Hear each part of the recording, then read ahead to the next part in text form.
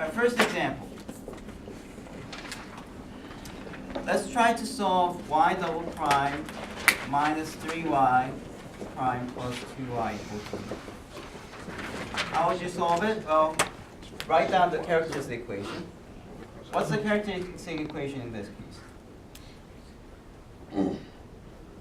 R squared minus 3r plus 2 equal to 0. See, it's this, right? A is 1, B is negative 3, C is 2.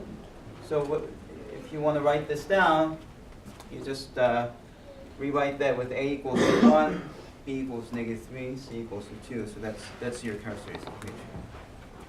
Now, you might also remember it as following. You have two derivatives, so r squared. One derivative, r to the first power. No derivative, so it's r to the 0th power. That's how you come up with the characteristic equation from an equation that's constant coefficient and homogeneous. Yes? Now, do you always use quadratic formula? Or you can... No, I mean, now what remains is to solve it, so if you can factor, you can solve it by factoring. Okay. Yeah. Yeah. All we need is just the solution of the characteristic equation. Okay? And we have to figure out whether there are two distinct real, or it's complex, or it's a single root with multiplicities. And depending on that result, you have three different possibilities. Okay? All right, so r minus 2, r minus 1 is how you get it factored, which gives you r equals to 1 and 2, right? So what's the solution in this case? Y equals to C1. It's this case, right? E to the x, C2, e to the 2x. R1 is 1, R2 is 2. So y equals to C1 e to the x plus C2 e to the 2x. Yes? Will we ever have to solve for the two constants? Yeah, of course. If I provide you the two initial conditions, then you will end up having to solve for C1 and C2. So if, in addition to this, if I said y of 0 is 1 and y prime of 0 is negative 1, then that will tell you the value of C1 and C2. Yes? Does it matter so like you made like C1 e to the x? Does it matter if like which one's x and which one's 2x? Right, right. You can also write it as C1 e to 2x and 1x. That's Okay. okay. They mean the same thing.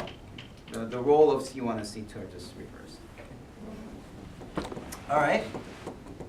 Let's do the second one. Example 2, y double prime minus 6y prime plus 10. I don't like 10. Let's use 13y equal to 0. Okay. In that case, what's the characteristic equation? It's r squared minus 6r plus 13 equal to 0. Okay? Now, you could solve using the quadratic formula, but for this I like completing the square better. Okay, so what's the completing the square? You first take the half of coefficient of r, which is minus 3. Oh, by the way, this method I'm just introducing to you only works if the coefficient of r squared is 1. Okay? If this is 1, then what you do is take the coefficient of r, take half of it, place it right here. And you have r minus 3 squared plus something equal to 0. Now your goal is to put a number here so that these two are the same thing, right? We have to make sure that we are solving the same equation. We can't just pull up a completely different equation and solve that. It has to be the same thing. Now, so pretend that you're expanding this to check if they are the same thing. You're going to get negative 3 squared, which is 9, right? The next question is 9 plus what gives you 13? 4. So you put a 4 here. Okay? So that's how you complete the square. If you complete the square, let's see what you have. Then you can move the 4 to the other side, which gives you r minus 3 squared equals to negative 4. Taking the square root gives you r minus 3 equals to plus minus square root of negative 4. But what's that? 4, no, the square root of 4 is 2. What's the square root of negative 1? I, right? So you get r equals to 3 plus minus 2i. Okay. And then we use this formula here. So what's the solution? Y equals to e to the alpha is 3, so 3x. C1 times cosine of what? What's beta? Compare this with that. What's beta? 2. Okay, plus C2 sine 2x.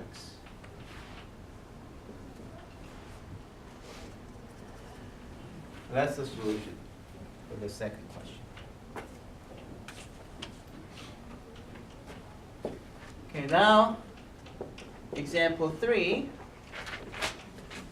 you have, let's say you have y double prime plus 4y prime plus 4y equals to 0. What's the characteristic equation in this case? R squared plus 4r plus 4 equal to 0. So r plus 2 squared is equal to 0, giving you r equals to negative 2 as the sole answer, right? So this is the case when you have r equals to negative 2 with multiplicity 2. This 2, I mean, if you write this down, it's r plus 2 times r plus 2 equals to 0. So when is this equal to 0? You get r equals to negative 2. When is this equal to 0? Another negative 2, right? So you have negative 2 with multiplicity 2. And therefore, in that case, what's the solution?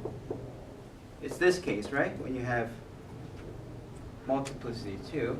What are the two solutions? One is e to the negative 2x. The other one is x times e to the negative 2x. C1, C2. Yes? For the second r, is that negative 2 r minus 2, or what's the little line? Negative 2. No, comma. Oh, comma. I was just explaining why we call this negative 2 with multiplicity 2, because you get negative 2 twice. Oh. So from this, we get negative 2 as the only answer, and therefore we have this. Do you have any questions on this?